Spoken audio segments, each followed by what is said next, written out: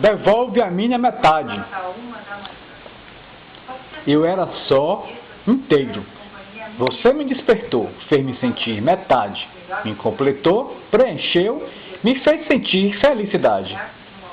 Para você eu era único, eterno. Te alegrava, te fazia sorrir. Minha presença te fortalecia. Você, que era só, agora tinha a mim. E juntos éramos dois em um. Daí você cresceu, ficou forte, perdeu o medo da solidão. No meu lugar colocou muitos. Sair comigo virou tormento, aflição. E eu, que era inteiro, virei metade. Metade riso, metade lágrima. Busquei em vão tua presença. Para você, eu não era mais eterno, pois outras novidades te faziam rir. E tuas asas fortes... Estrela que brilha, clareia, a trilha ilumina e guia o meu caminhar, alumeia um pouquinho esse meu caminho, me deu uma luz, tá difícil enxergar, quanto mais eu ando, mais escuro fica, me deu uma dica pra poder seguir, não sei o que faço, se ando, se paro, se corro, se sigo, se fico aqui. Eu avisei a vocês que a gente não ia demorar, né? Já estamos de volta, a gente é muito rápido. É isso aí. Vem cá, Valdec. Eu fiquei sabendo de uma obra sua chamada Memorial do Inferno. Ou Memória do Inferno, né? Memórias do Inferno.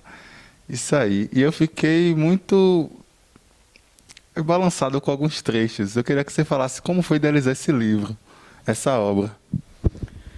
Olha, como eu falei no início, minha mãe foi que me incentivou indiretamente, né, na arte da palavra. Claro que ela, como mãe, analfabeta, ela tinha sempre, dizia muito pra gente que o que ela podia deixar, a gente não tinha nada em casa, nem em casa nós tínhamos, mas o que ela podia deixar era a educação. Então sempre colocou a gente em escolas, desde 6 anos que eu estudo. A poesia chegou em mim na escola também, através daquelas pessoas que vendem livros nas escolas. E eu fui imitando a escrita, acabei fazendo um monte de textos, e minha mãe era a minha primeira cobaia, de sempre, né? Eu sempre ia ler, e ela sempre aplaudia, né? A mãe sempre acha que o filho faz a melhor coisa do mundo, né? Então, essa questão da escrita, eu sempre fui uma pessoa muito retraída, eu nunca era de ficar na rua com meus irmãos. Eu sempre aprontei, né? Mas eu não era uma pessoa de ficar na rua, não era uma pessoa de ficar brincando com os colegas. Nós não tínhamos amigos de infância, porque a gente mudava muito de uma casa para outra, porque a gente morava de aluguel. E isso fez com que eu ficava, por minha timidez, eu me vingava na escrita. Tudo que eu tinha que dizer, tudo que eu tinha que desabafar, tudo que eu tinha que sonhar, tudo que eu tinha que xingar, que reclamar da vida, eu ia para o papel, né? E isso foi ficando sempre poemas. Quando minha mãe faleceu, no ano 2000, aí acabou a família, porque minha mãe, eu fiquei órfão de pai aos 16 anos, com 7 irmãos pequenos e uma mãe paralítica e analfabeta. A gente conseguiu, aos trancos e barrancos, sobreviver. Conseguimos fazer a nossa primeira casa, enfim. Mas quando ela faleceu no ano 2000, nós já estávamos numa vida tranquila, e perdemos o esteio da casa, né? Perdemos a força, né? Acabou tudo, destruiu tudo, porque ela é que trazia alegria, ela é que trazia as memórias, porque nossa família não tinha avós, tios, não tinha essas referências. E aí eu resolvi escrever, inicialmente eu pensei em escrever as receitas de chás e de folhas que ela fazia, mas aí já não tinha como, porque ela já estava falecida. E eu fiquei pensando e fui tentando rememorar as coisas da nossa vida, inclusive para registrar isso, registrar essa história que era, para mim, era única, e é única, né? A história da sua família é sempre única. E para mim, muito mais ainda por conta do paralelo que eu tentei traçar entre Adão e Eva no paraíso, né? E minha mãe e meu pai se encontrando em Jequié. Fundaram uma família, né? Fundaram um mundo. Aí eu pensei em vários títulos, inicialmente era Minha História de Vida. Quando eu comecei a escrever, eu percebi que não era minha história de vida, era a história de vida da minha mãe, era a história de vida da minha família. E quando eu terminei de escrever, eu fui encontrando títulos e botei Memorial do Inferno, a saga da família Almeida no Jardim do Éden. E alguns irmãos meus só conseguiram ler o livro inteiro depois de 5 anos, porque quando se deparava com memórias cada irmão, cada pessoa vê o mundo de um jeito. Eu, como era o mais velho, eu via, entre aspas, de cima para baixo, né? E como um substituto do pai e como um substituto da mãe ali. E cada um deles e delas via de uma forma. E tinha coisas que eu percebia e eles não, por conta da idade, por conta da maturidade. Já adultos, quando eles foram ler, teve irmãos que davam convulsões de choro, né? Porque é uma história que mexe com a intimidade, que mexe com as memórias, mexe com a afetividade, com as lembranças, né, da infância difícil que nós tivemos.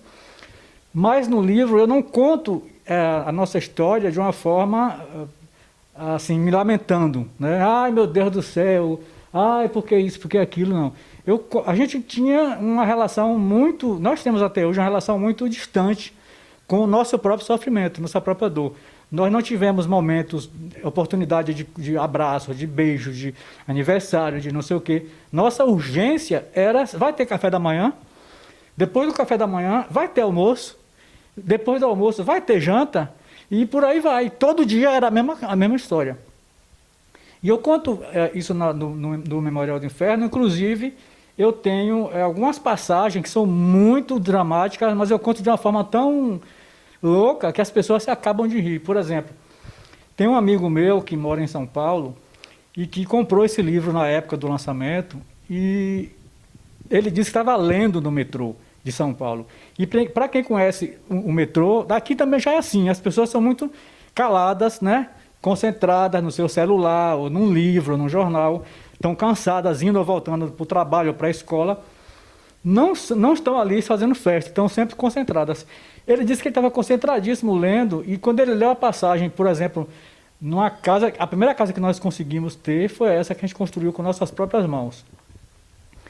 E não tinha banheiro, não tinha nada. A água era no rio a 2 quilômetros. E o nosso bairro, a nossa casa era a única praticamente no loteamento. A gente passava a noite inteira usando o pinico. Imagine uma mãe, 8 filhos e mais um sobrinho. De manhã, ninguém tinha usado o pinico, né? Era minha mãe sempre que saía para jogar fora. Meu irmão, um dos meus irmãos, o Vitório, estava atrás de uma mureta que a gente conseguiu fazer um muro de 1 metro de altura, com adobo de barro, usando lá atrás, né? Usando atrás do muro. Minha mãe não viu, pegou o pinico cheio, transbordando, e jogou fora, ou seja, jogou em cima dele. Ele saiu virado no capeta, xingando todos os nomes que você possa imaginar. Todo sujo, mal cheiroso, e ter que andar durante uns 2 quilômetros para chegar no rio, um rio praticamente que era também um rio de esgoto, para tomar banho ali. Uma outra passagem, é assim, sempre minha mãe separava alguma coisa para eu comer, né? Eu era o mais velho, geralmente eu trabalhava até mais tarde, trabalhava e estudava, e quando eu chegava sempre tinha alguma coisa guardada para mim. E um belo dia desses, ela tinha ganhado um frango vivo, e ela matou esse frango e eu vi que tinha alguma coisa estranha, estava um cheiro horrível, e tinha alguma coisa podre no frango. Ela cozinhou esse frango, deu para todo mundo comer, porque ou comia ou morria de fome. Aí quando eu cheguei do trabalho, fui para a escola, cheguei em casa às 10h30 da noite, e tinha lá um prato, né, me esperando, uma comida pronta me esperando. Quando eu vi que era frango, eu falei, não, eu não quero comer. Ela, não, mas não é aquele frango que eu matei, não. Eu falei, sim, mas eu não quero. Esse dia foi uma das noites que eu passei, aí porque eu quis passar com fome, né? Tinha várias que eu passava porque não tinha outra oportunidade. Mas nessa tinha comida e eu preferi não comer. Então, esse livro traz umas histórias assim, bem trágicas, bem loucas, e que tem trazido uma reflexão, porque a vida tem problemas, mas assim, da forma como você olha para ele pode se tornar uma solução ou pode se tornar um incentivo para você ir adiante. Poxa, bem forte, né? Às vezes você sente que as histórias são memórias fortes, bem afetivas, mas a forma como ele conta no livro e como ele conta assim pessoalmente, às vezes é cômica. A gente dá risada, o pessoal da produção que estava até dando risada, dando gargalhada, mas você sente que às vezes, é uma memória triste, entendeu? Que só ele sabe o que ele passou, só os irmãos dele sabem o que ele passou. Você tem um site, né? Com um nome inusitado, até Galinha Pulando. Eu queria também até saber o porquê o Galinha Pulando. Deve ter um motivo. Olha, site de internet é um negócio que você tem que ter o máximo de cuidado na hora de escrever, na hora de registrar, porque às vezes você está passando o nome daquele site para alguém, a pessoa não consegue anotar ou anota trocando uma letra, perdeu o contato. Então, na época, em 2005, tem muita coisa que aconteceu em 2005, inclusive um concurso de poesias que eu inventei, né, a partir de 2005. E eu estava fazendo a divulgação do blog de Jean Willis. E sempre que eu passava para as pessoas ficavam perguntando se era Jean com J, se era com G, se era com AN, se era um A com um tio, o Willis, se era com U, e era J-E-A-N, o Willis dele é W-Y-L-L-Y-S.